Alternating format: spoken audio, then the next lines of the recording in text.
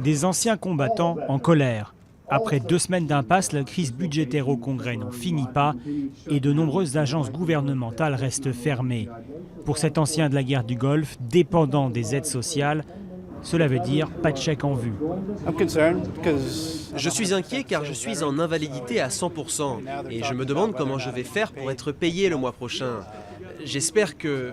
Enfin, je suis ici pour voir si je peux avoir des informations sur ce qui se passe et voir s'ils vont être capables de se mettre d'accord et remettre enfin ce pays sur les rails.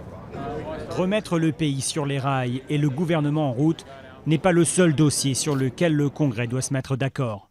Le plafond de la dette doit en effet être relevé d'ici jeudi soir pour éviter un défaut de paiement des États-Unis. Or, s'il se veut rassurant, le président républicain de la Chambre des représentants n'a toujours pas réussi à convaincre son propre parti. Il y a beaucoup d'avis différents sur quelle direction à prendre, mais il n'y a pas encore de décision sur ce que nous ferons exactement. Nous allons continuer à travailler avec les représentants des 2 partis pour nous assurer qu'il n'y a pas de défaut sur la dette et pour ouvrir à nouveau le gouvernement. La frange la plus à droite du Parti républicain, le Tea Party, reste opposée à tout accord, exigeant une annulation de la réforme de la santé de Barack Obama. Mais cette stratégie de blocage pourrait profiter aux démocrates. Le Parti républicain souffre énormément dans les sondages.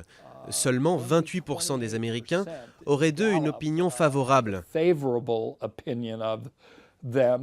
C'est un niveau record d'impopularité.